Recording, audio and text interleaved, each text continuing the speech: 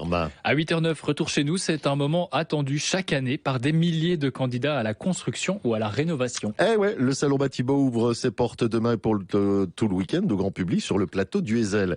C'est le palais où les rêves des bâtisseurs grandissent, évoluent et se réalisent, nous disent les organisateurs de cette 60e édition. Seulement voilà, le secteur de la construction ne se porte pas bien. Pour les plus jeunes, on le sait, il devient de plus en plus difficile d'emprunter.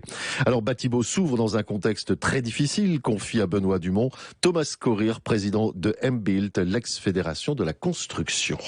Avec les différentes crises qu'on a connues, les matériaux ont plus ou moins augmenté de 35%. Heureusement, l'indexation des salaires compense un peu pour l'accessibilité au logement pour les jeunes, mais entre-temps, l'inflation a fait que nous avons à peu près 20% d'augmentation des salaires aussi. Ce qui fait un mélange assez détonnant avec en plus, je dirais, le problème des taux des crédits hypothécaires qui ont triplé. Nous sommes passés, en tout cas en Wallonie, et c'est plutôt, je dirais, transposable à toute la Belgique, de cette couple de jeunes qui pouvaient emprunter 240 000 euros avant crise, à peu près à 3 couples sur 10 qui peuvent encore le faire. On a perdu 40% de population qui pouvait investir dans un logement moyen. Pour ce qui est des logements, on continuera toujours à en construire, mais le logement moyen accessible pour des jeunes, ça devient très difficile. Nous ne sommes pas touchés de plein fouet parce que nous construisons, je dirais, plus à la demande des grosses villas, des choses comme ça, et nous construisons aussi des écoles.